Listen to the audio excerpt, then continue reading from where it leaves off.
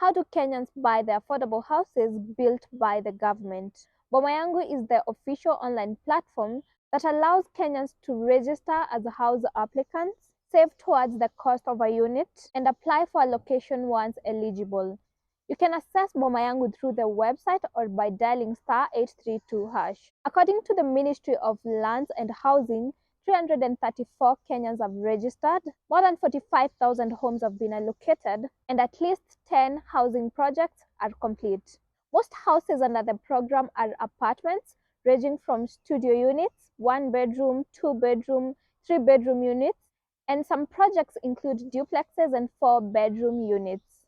Prices vary by location. For example, a 1-bedroom unit in Lamu West costs 1 million Kenya shillings, while a similar apartment in Nairobi, say in the Shauri Moyo B project, can cost 1.65 million Kenya shillings. The unit a person can qualify for is determined by 1, their income level, ability to raise the required deposit, and capacity to meet monthly payments. For example, a 3-bedroom unit in Lurambi project in Kakamega goes for 21,680 shillings per month, while a 2-bedroom unit in King's Orchard in Thika goes for 24,300 per month. Here's how to register. First, you can visit Boma Yangu and sign up through their website or by dialing *832#. The second step is to complete your profile. You do this by submitting your income details, rental range, marital status, etc. Then activate your account with a minimum of 200 Kenya shillings. Then select your preferred unit and you have to save 10% of the unit cost to be eligible for allocation.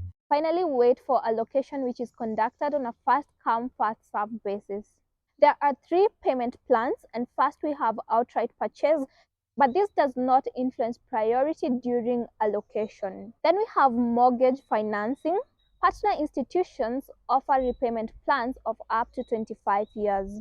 Finally, we have the tenant purchase scheme. This is whereby buyers pay monthly installment for up to 25 years after their initial 10% deposit. Once the required deposit is saved and a housing project is open for allocation, applicants are considered based on, first we have the application date, then the deposit status, and finally the verification of financial information by relevant agencies. Unallocated applicants are placed in a waiting list for future consideration.